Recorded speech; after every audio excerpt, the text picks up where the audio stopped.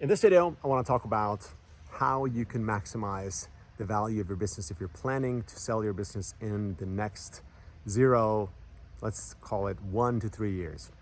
Now, if you don't know who I am, my name is Tobias. I run two businesses, The Simple Company. I consult service businesses to help them grow their revenues, their profits, and their valuation. I also have an investment firm called Wonder Equity, where we invest in and acquire small businesses. If you're interested, you should go to wonderequity.co or thesimplecompany.com. So I want to talk about a few things that you need to consider and work on if you want to maximize the worth of your company. The thing is, most entrepreneurs, they go into business without really thinking about or planning an exit. Now, there comes a time, believe me, maybe you're not feeling it right now, when you get a little bit tired or just say motivated to exit. Now, people build businesses without consideration for that, and once they want to sell their company, maybe somebody won't buy it or they get almost nothing for it. The biggest reason for that is that company is too dependent on the owner. The goodwill of the company sits with the owner, and it's not transferred into the processes, the offerings, the people, the culture of the business. And that's one of the most important things that you have to plan for. And so if you ask yourself, what is a buyer looking for? Somebody that wants to buy your business, and I'm going to focus particularly on service businesses here, but this applies to anything. They want to buy a business that gives them predictable cash flows in the future. Now, they might value your company based on profits or EBITDA or SDE, seller discretionary earnings, based on the past, but what they're really looking for is a low risk investment that will provide future cash flows with as high predictability as possible. Now, imagine if you own an agency, for example, and a marketing agency, for example, and you are 2 or 3 founders or just one founder, and you plan to leave. Now, is that company going to continue to generate the same kind of cash flows? If you're the do-it-all person, like most agency owners are, you know, the client relationships are really dependent on you, or you sit on the client relationships. Maybe you are the genius doing a lot of the magic work, you know, whether it's strategy or creative, and you know, basically run the whole show. Now, a buyer will deduct the worth of your company by at least 50% if that's you. So point number one is to plan for a situation where you have systematized your business so well, and you have replaced yourself with a professional manager or management team so that you can exit the business and somebody else can rely on future cash flows. That's one of the most important reasons. The other thing I mentioned was to systematize. I like to say also to productize, but that depends on your situation. But to systematize means essentially documenting all your processes and embedding the magic sauce, your signature way of delivering value, into ways that somebody else can replicate, can learn, can train new people on. Because if the magic sits within your head or with some key people inside your company, then that's not a good thing. Obviously, that's going to deduct your exit price as well. So these are kind of like the most important things for you to consider. Now, another factor is just straight like how much profits are you generating? And here's where a lot of the people we're talking to, we're constantly making bids for companies. We're in conversations every day. If you're not making a lot of profits, don't expect to get a lot of money for your company. Let's say if you fix the first two things I talk about, the systematization and the owner goodwill, and make it transferable. Now the question is, okay, how much is your company worth?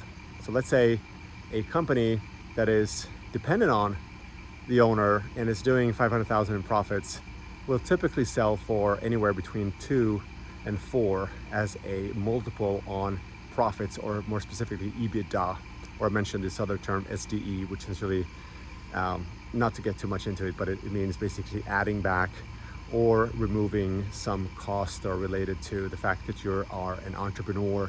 So for example, if you're taking a bigger salary than a normal manager would do, or a smaller one, you would kind of adjust it. Anyways, we'll park that and save that for another video. But really, so I talked about the importance of growing EBITDA.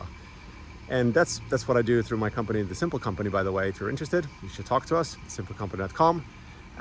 But just to give you an overview of what you can do. First of all, There are many things you can do to grow your EBITDA, starting with growing your revenues. Growing your revenues from how you acquire leads, how you convert leads, how much you're charging every time somebody buys from you, how many times they are buying from you, very important, how many customers you have.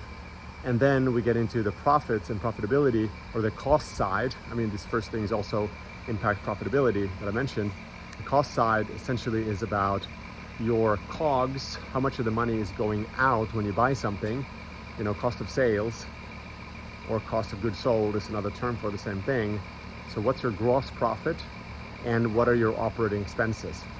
I like to give this example of a company that is doing 1 million in EBITDA or profits, and let's say they're doing 15% in profit margin. Not great, but kind of average.